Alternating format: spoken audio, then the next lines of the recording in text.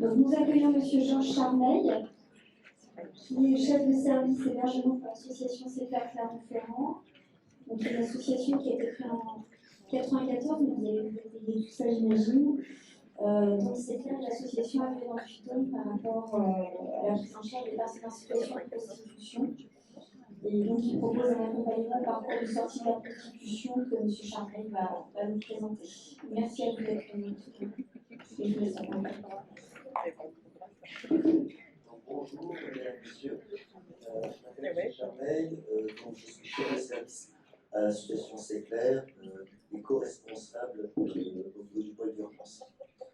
En préalable, je souhaitais vous essayer le plus concret possible, le plus pratique possible, le plus pragmatique possible.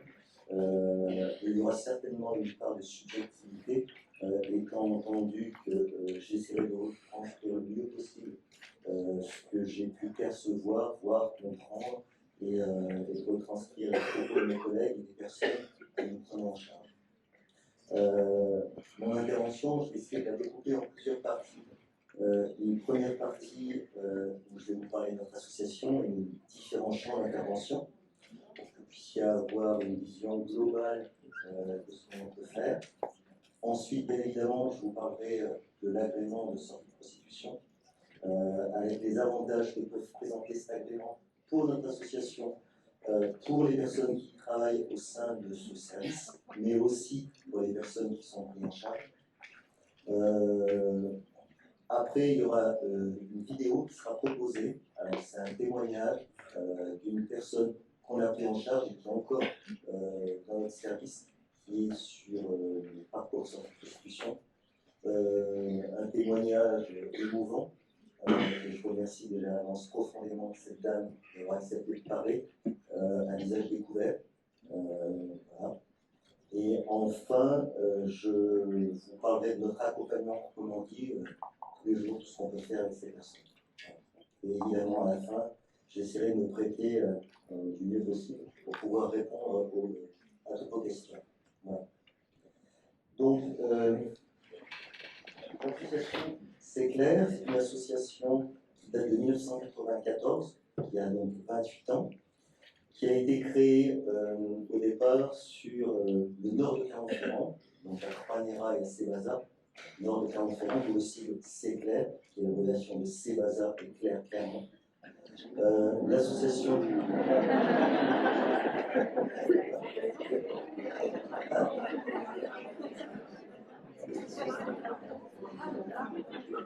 Donc, notre association aujourd'hui, le siège de notre association se situe donc à la Part-Dieu.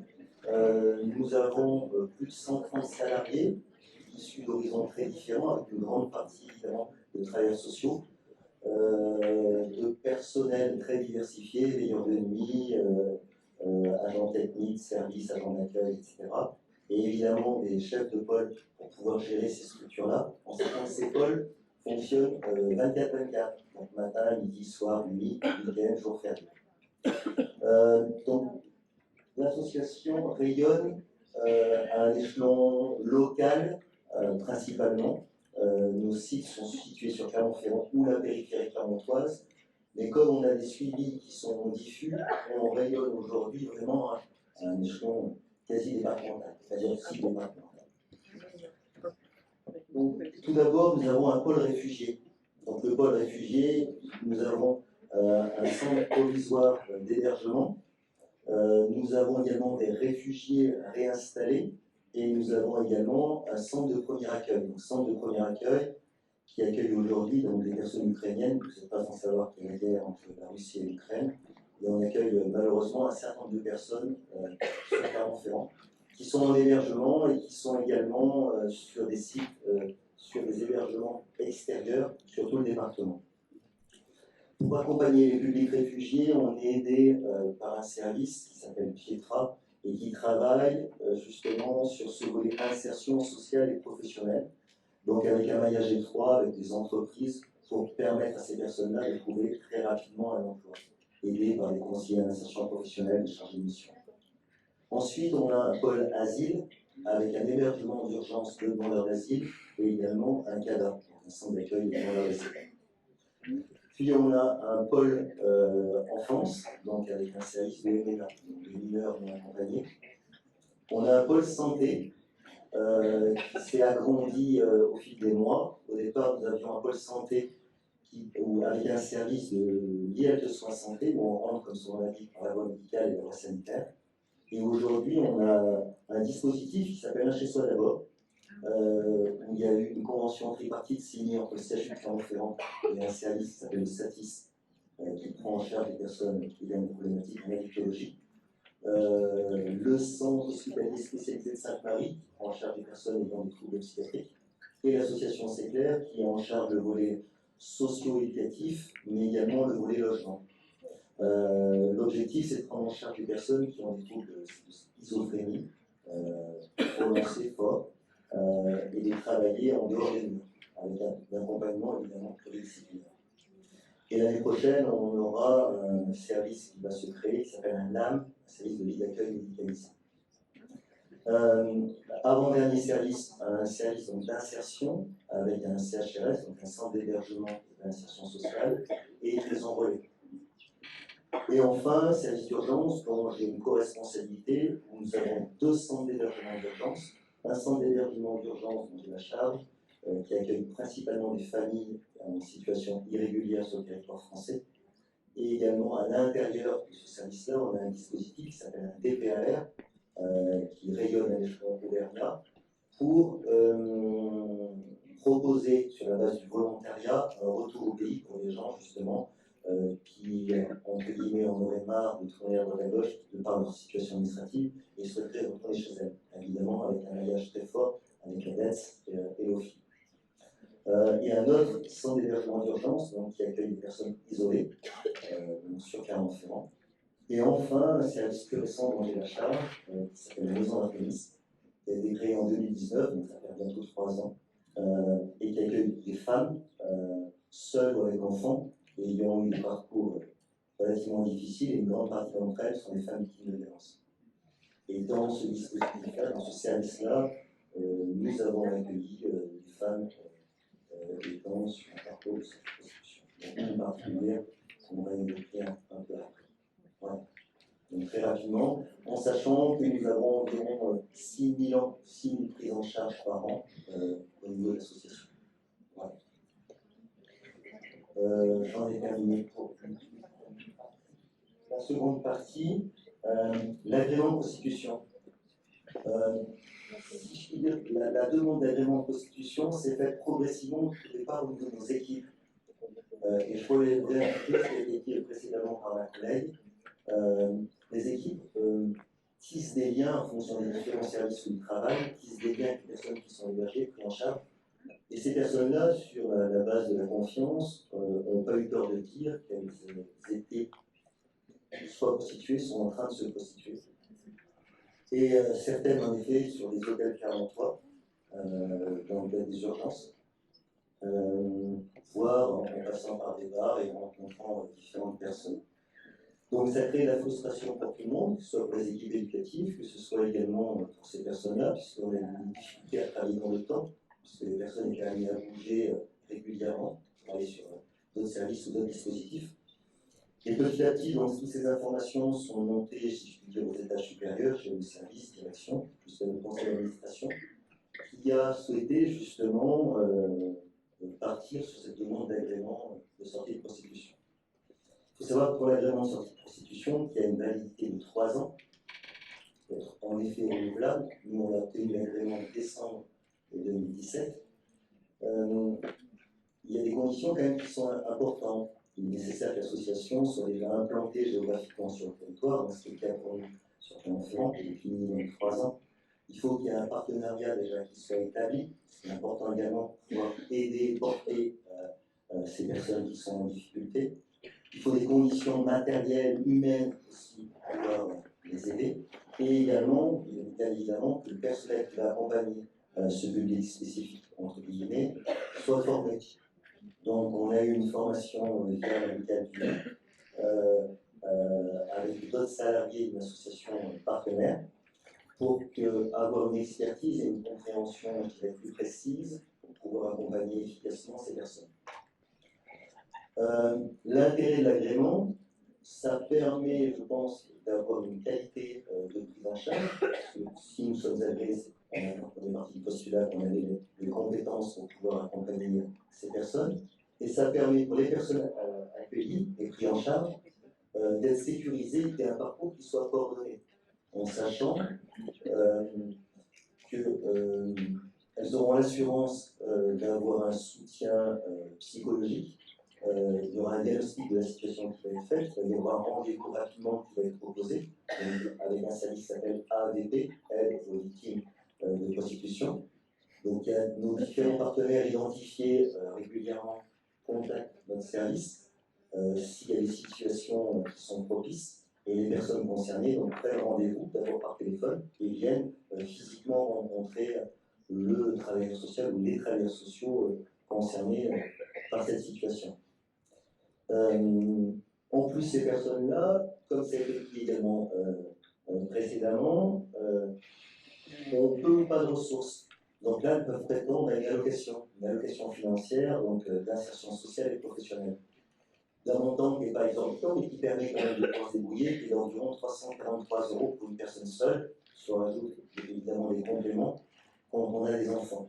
Mais cette somme n'est pas anecdotique, surtout quand on n'a pas grand-chose. Ça permet également à des personnes qui sont étrangères de pouvoir prétendre à une APS, donc une autorisation provisoire de séjour. Donc il pourra aller jusqu'à 6 mois et qui pourra être renouvelable 3 fois pour aller jusqu'à un maximum donc, de 24 mois, en sachant que le parcours de sortie de prostitution, au maximum, c'est de 24 mois. Donc ces documents administratifs sont très importants, parce que ça permet à ces personnes de pouvoir chercher du travail, de s'insérer et de pouvoir circuler dans la rue sans impunité et sans difficulté. Donc le volet financier, le volet administratif et sur ce droit au séjour sont très importants. Donc en effet, suite à un certain nombre de rendez-vous qui sont faits par mes collègues dans le cadre de ce service AVP, il va y avoir une demande qui va être faite de sortie de prostitution. Donc comme ça a été dit précédemment, les dossiers vont passer sur une commission départementale, donc de droits des femmes et de l'égalité. Donc comme ça a été dit précédemment, vous avez 9 personnes qui sont de droit, en sachant que cette commission est gérée par le préfet de département, avec des personnalités très distinctes les unes des autres, et complémentaires à la fois compte tenu des situations rencontrées, et 8 personnes qui vont siéger. Donc, vous avez le procureur de la République en effet, vous avez également le président de l'ordre départemental des médecins, et vous avez la directrice générale de l'association C'est Clair, et évidemment pour des dossiers qui ne vous concernent pas, comme vous pouvez l'imaginer pour des questions d'égalité et d'équité, et des élus du conseil départemental qui représentent les différents arrondissements Puy-de-Dôme, donc le secteur de Clermont, de Thiers, d'Issoire, Ambert et Jean-Bernard. Merci. Et donc c'est cette commission qui va valider ou non l'entrée, plutôt la sortie, une entrée d'une certaine façon dans la prise en charge, mais la sortie de ce parcours de prostitution. Voilà. Voilà ce que je peux vous dire rapidement sur cette question d'agrément. Maintenant, ce que je vais vous proposer, c'est le témoignage d'une personne qui est passée par tout ce que je suis en train de vous raconter. Et je pense que ce sera plus, ça aura peut-être encore plus de sens d'écouter ses propos.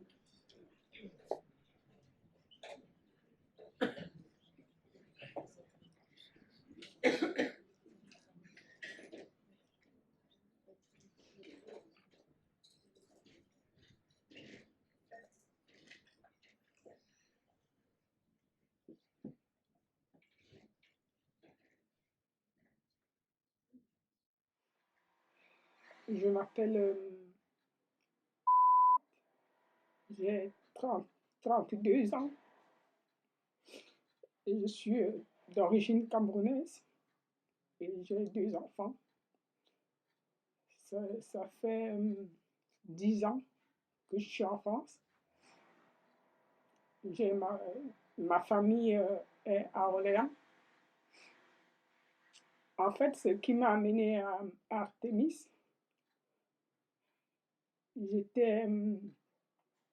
depuis mon arrivée en France, j'ai été dans la prostitution. ma famille m'ayant rejeté, j'ai continué dans la prostitution pour pouvoir nourrir mes enfants et me nourrir aussi. Et quand j'ai rencontré, j'avais une assistante sociale d'Orléans qui m'aidait et qui voulait m'aider à sortir de la prostitution et m'avait envoyé vers une association. Mais cette association m'avait plutôt... J'ai eu l'impression qu'ils m'ont jugé. Ils ne m'ont pas apporté de l'aide. Et puis, je suis quittée, toujours dans le cadre de la prostitution. Je me suis un peu prostituée partout en France. Et dans le cadre de la prostitution, je suis arrivée à Thiers. Et à Thiers, je me prostituais toujours avec mes 2 enfants. Je me suis démerdée à pouvoir louer l'appartement pour me prostituer. Et par la suite, j'ai résidé pour prendre mes enfants. Et je n'étais pas bien de cette situation, mais je n'avais pas le choix. Et vu que j'étais seule et je ne pouvais plus, je ne voulais pas en parler, je me disais que personne ne peut m'aider. Je me suis repliée sur moi-même jusqu'à ce que je n'étais pas en sécurité, même pas mon passé, des choses que j'ai subies. Et vu que là, je le faisais dans la même maison que mes enfants. Donc, excusez-moi, je vais être ouvert. Je vais tout vous dire pour arriver à là où je suis aujourd'hui. Donc, je n'étais pas en sécurité, personnellement seule. Et dessus quoi, j'étais déjà avec mes enfants. Donc, ce n'était pas évident pour moi. Il y a des jours où je ne pouvais pas parce que je ne me sentais pas bien, parce que mes enfants étaient là et parce que j'avais peur qu'elles voient ou quelque chose m'arrive sur le même toit que mes enfants. Donc, j'ai fait presque 5 ou 6 mois à Thiers et jusqu'à ce que je dise, l'assistante sociale m'en a posé maintes fois, mais je ne voulais pas lui dire, jusqu'à ce que je lui dise la vérité. Et puis, elle m'a dit, je vais vous envoyer dans une association, ils vont vous aider. Je lui ai dit non, je n'ai pas envie d'aller parce qu'ils vont me juger. J'avais déjà été et j'ai été mal reçue. Elle m'a dit non, elle m'a encouragée à aller. Et c'est comme ça qu'elle m'a mis en contact avec Claire à Clermont-Ferrand. Et il y a la dame qui m'a reçue, Madame Marine, qui m'a reçue. Et puis, après 3 ou 4, 5 rencontres de ma situation, ils sont venus me chercher à Thiers et ils m'ont logé à Artémis avec mes enfants. Au début, je ne croyais pas parce que j'étais touchée moralement, physiquement. Pour moi, c'était impossible. Je ne pouvais pas m'en sortir. Et quand je suis arrivée à Thémis, pour les débuts, c'était difficile pour moi parce que après avoir passé autant d'années dans la prostitution et tout ce que j'ai reçu, j'ai vécu beaucoup de choses, des agressions physiques. Ils m'ont beaucoup aidé. Ils m'aident toujours. J'ai arrêté de me prostituer. Je suis déjà dans la vie active et sociale, administrativement aussi, psychologiquement aussi. Aujourd'hui, je suis bien avec mes enfants. Je ne me prostitue plus et je ne le ferai plus. J'ai pu trouver, grâce à Artémis, ils m'ont apporté le confort, ils m'ont apporté la valeur, ils m'ont ouvert les portes, grâce à eux, je suis en formation en ce moment. J'ai eu un titre de séjour provisoire qui m'autorise de travailler. Je suis bien avec mes enfants. Je suis bien, je vois mon avenir meilleur. Mais c'est juste que j'ai du mal à croire. Pas dans le mauvais sens, mais dans le bon sens, parce que vu le nombre d'années que je suis restée et tout ce qui s'est passé, tout ce que j'ai vécu, me retrouver là où je suis aujourd'hui, j'ai juste du mal à croire, mais je suis contente, très contente même. J'ai dit merci à l'association C'est Clair et en particulier Artémis qui ont été là pour moi dans mes pleurs, dans mes douleurs et qui ont su me donner la force, la confiance et les opportunités de changer la vie que j'avais. Depuis que je suis à Thémis, j'ai un petit livre où j'écris mon parcours. Pourquoi pas sensibiliser les jeunes ou celles qui s'y trouvent encore, parce qu'il y en a beaucoup, par exemple, qui sont dans la prostitution. Oui, et je dis merci aussi à, je dis merci à toute l'association, c'est clair. Je dis aussi merci aux autorités administratives. Et voilà.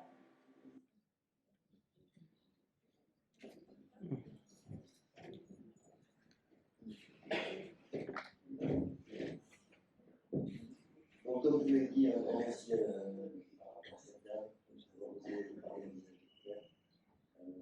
Respecter véritablement par rapport à elle, évidemment, par rapport à ce qu'elle a vécu, par rapport à d'autres personnes qui sont dans cette situation-là. Là, c'est une vision, le terme n'est pas adéquat, c'est une vision un peu unique. C'est-à-dire que cette dame est partie pour s'en sortir, socialement, professionnellement, humainement. Mais la situation est très très fragile. L'élément moteur dans cette situation-là, c'est un Camerounais qui est également en France,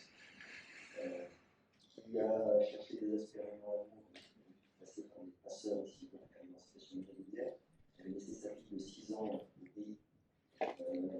Elle est passée par différentes villes, elle a fait la prostitution pendant plein d'années. Issue d'un viol, elle a aujourd'hui une fille de 6 ans qui est sur notre service. Elle a pu refaire venir sa fille qui est aujourd'hui âgée de 15 ans. Il y a 2 enfants, une de 15 ans et une de 9 ans. Ces enfants sont scolarisés. Tout à l'heure, ça a été évoqué dans une question, parce qu'on a tendance des fois les enfants. Ce qui a été le point de départ pour cette dame, excusez-moi, ce qui a été le point de départ pour cette dame, c'est que sa fille aînée a vu sa mère se prostituer dans la maison où elle était. Et c'était le point de départ de l'histoire. Et là, donc, elle s'est mise après en route avec les services sociaux, elle a rencontré ses frères, elle est arrivée sur notre service. Je pense qu'elle a pleuré toutes les larmes de son corps. En même temps, elle n'est plus là. Je crois profondément à la question. Je crois profondément à la question de rencontre. Je pense que ça a été une belle rencontre pour elle, mais évidemment pour nous. C'est une construction commune, avec un vrai partage. Et je pense que c'est ces choses-là qui ont fait avancer cette situation. La rencontre. Et ça, c'est des choses qu'on ne peut pas forcément maîtriser. Elle a été accompagnée par un psychologue, ses enfants également. On a essayé de remettre en place progressivement une vie comme tout à chacun, c'est-à-dire les gamins vont à l'école, madame est partie sur une formation, aujourd'hui elle travaille dans une grande elle est sur un CDI, elle a un petit de séjour privé familial, ça roule, elle était sur notre service, les besoins, il y a eu beaucoup de crises d'angoisse, donc la nuit, nos veilleurs étaient présents également pour les écouter, en journée, on travaillait sur les présents. On avait des activités en journée qui avaient souvent des rapports avec le corps.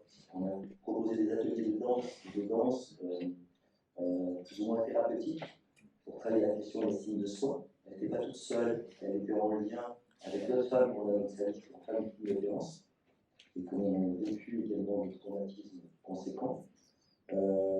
Elle participe également à des ateliers, ce qu'on appelle le yoga trauma, c'est-à-dire travailler sur la question de la respiration. Parce que les gens sont apnés par rapport à la vie qu'ils ont pu avoir et ont fabriqué des défenses relativement importantes, relativement conséquentes. Tous les jeudis, il y a des randonnées, systématiquement pour serrer la tête, etc. Le vendredi soir, repas familial, etc. Donc, avec une animatrice. Et le samedi, on a le marché pour faire les courses et après préparer un repas. Et les enfants, activité de loisirs avec les enfants, une vie normale. Nous pensons que la question du temps est très importante.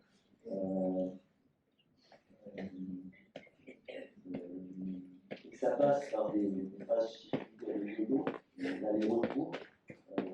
C'est pas simple. il y a eu une sorte d'alchimie entre l'équipe éducative et les travailleurs sociaux, avec la chance d'avoir une équipe soudée pour pouvoir accompagner finalement ces tâches. À l'inverse, définition. À l'inverse, j'ai deux situations à vous proposer que je ne considère pas comme un échec. Ce que disait ce matin madame la psychologue, elle disait, elle s'appuyait sur Carl Rogers, sur la question de l'aide. Elle sait qu'on existe. Et donc, c'est deux situations que j'ai évoquées rapidement. Elle savait qu'on existe. Et un jour, c'est on revient.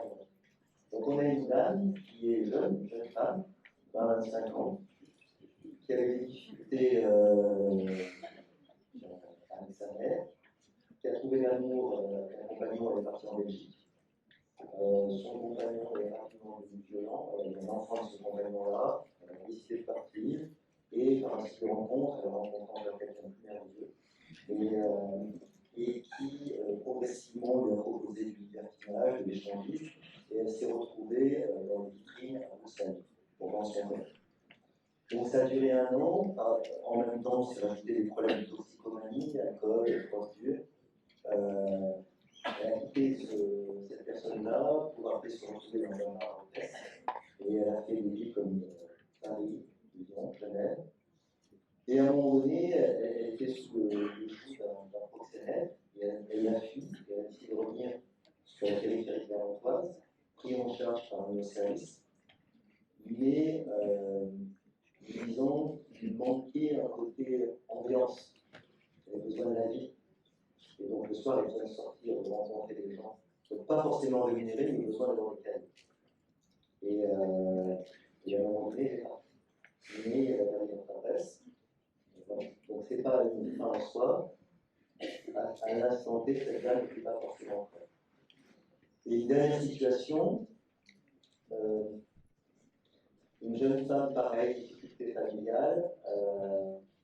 Cette jeune femme a été repérée par la mission locale, donc elle est différente du village, repérée également par un service de prévention spécialisé de la DSA. Et progressivement, via l'association avec, elle nous a été orientée. Donc elle a été voir des collègues sur le service d'aide aux victimes à la prostitution. Et après, elle est arrivée sur mon service à Artemis.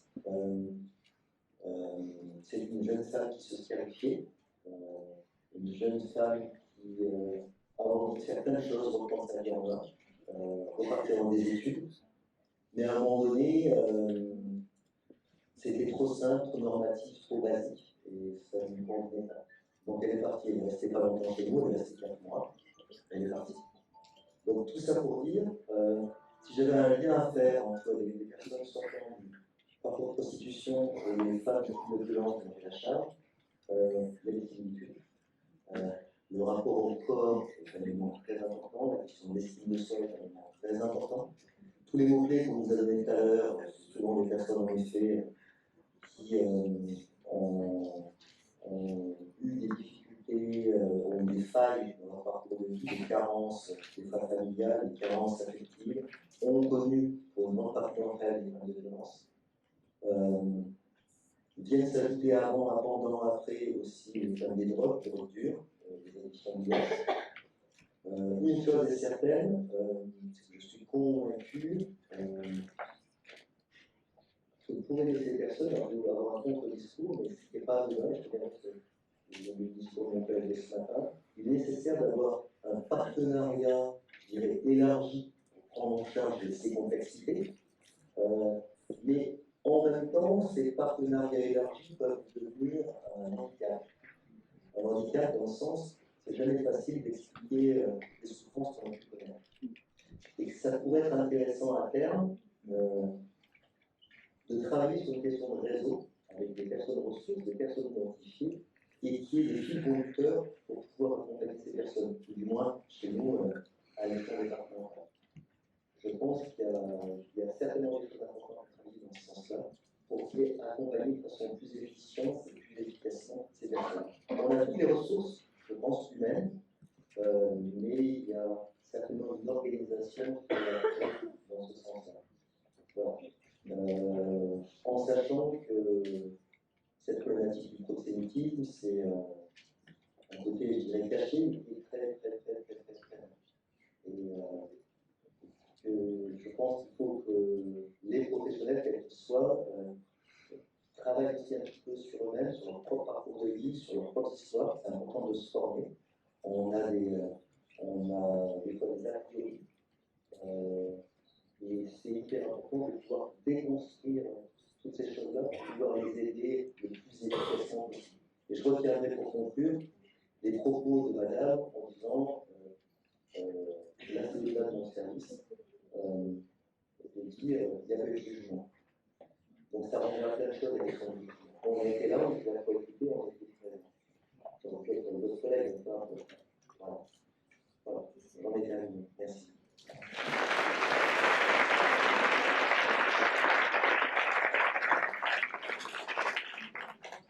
Merci M. Mouchard pour cette intervention qui concrétise un petit peu les moyens qui doivent se mettre en place pour les femmes. On a quelques questions qui arrivent au téléphone. Comment s'articule l'accompagnement médico-psychologique des personnes que vous accompagnez? L'accompagnement médico-psychologique, nous avons déjà, en raison d'une fois par semaine, c'est pas assez, donc on fait comme on peut malheureusement, la présence d'un psychologue qui est là pour accompagner des personnes, seules ou avec enfants, toutes les difficultés qu'elles peuvent avoir. Souvent, dans la prise en charge psychologique, se rajoutent des fois des problématiques d'addiction. Donc on doit coupler ces paramètres-là. Les gens qui ont des angoisses très fortes et qui dépassent certaines fois le volet psychologique, qui sont des fois plus du ressort psychiatrique, parce que quand on prend en charge ces personnes, on revient sur ces histoires de vie qui sont très douloureuses. Voilà. Je ne sais pas si j'ai répondu complètement à la question, mais voilà, c'est ce que je pense. Merci. Alors, une autre question, quels sont vos partenaires au niveau local? On a le commissariat, on a la gendarmerie, on a les assistants sociaux du secteur, on a l'hôpital, voilà, les principaux, plus certains médecins, évidemment, certains médecins. Les victimes qui s'adressent au service de police et de gendarmerie demandant une mise à l'abri sont-elles accompagnées vers Artémis? Alors, je répondrai globalement oui. Et dans ce sens-là, je pense qu'on a énormément progressé. Il y avait peut-être auparavant, il y a quelques années, des appréhensions, etc. Et aujourd'hui, le maillage se fait bien. Le maillage se fait bien. Déjà, à notre niveau, il y a un partenariat qui est mis en place, par exemple, les femmes qui nous violences, où il y a un partenariat qui est fait également avec des taxis, que les personnes puissent être amenées pour éviter tout problème.